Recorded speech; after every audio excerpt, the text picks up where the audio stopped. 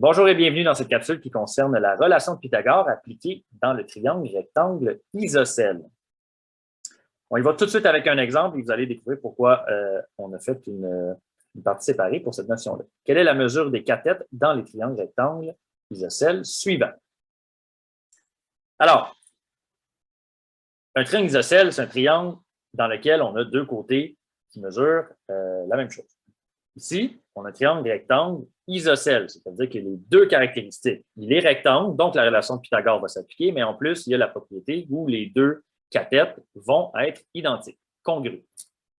Alors là, il y a un petit ajustement qu'il faut faire ou une petite passe-passe, un petit tour de magie. Ici, comme on sait que les deux catètes ont la même longueur, bien, je vais venir identifier une variable. X va représenter la mesure de chacune des catètes. Et comme je sais que la somme des carrés de la mesure des catètes donne le carré de la mesure de l'hypoténuse, bien, je vais avoir une équation algébrique qui va ressembler à celle-ci. Pour la relation de Pythagore, bien, la mesure de la première cathète au carré, x au carré, plus la mesure de la deuxième cathète, encore une fois, x au carré. Il faut que ça donne la même chose que l'hypoténuse 12 au carré. Bien, vous voyez ici que j'ai une équation algébrique qui est en train de se dessiner. X au carré plus x au carré, bien, on obtient 2x au carré. 2x au carré. Et 12 au carré, bien, c'est 144.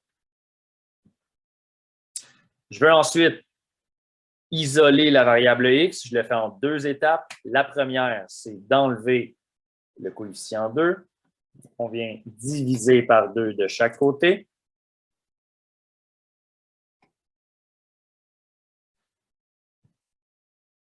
Donc, ici et ici.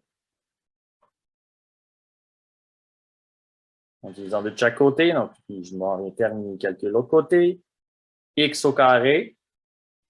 144 divisé par 2, ça donne 72. Et finalement, bien, on extrait la racine carrée pour enlever l'exposant 2. Et on obtient que x, qui est la mesure de chacune des catètes, ça donne 8,49. Ici, on travaille en mètres. Donc, chacune des catètes ici mesure 8,49 mètres. L'exemple B, juste à côté. Je suis déjà là.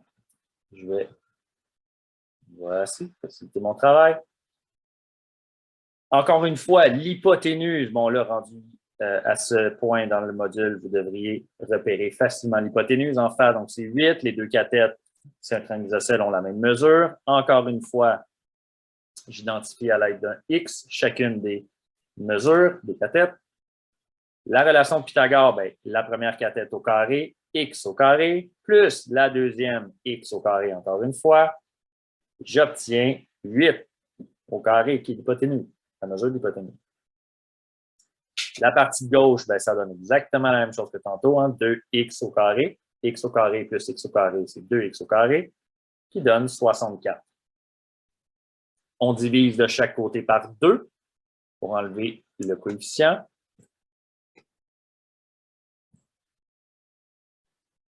On divise par 2. On obtient x carré égale à 32. Et on fait la racine carrée chaque côté.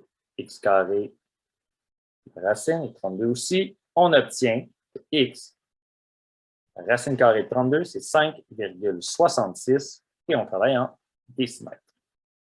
Alors la réponse, 5,66 décimètres. On a un petit peu plus de place.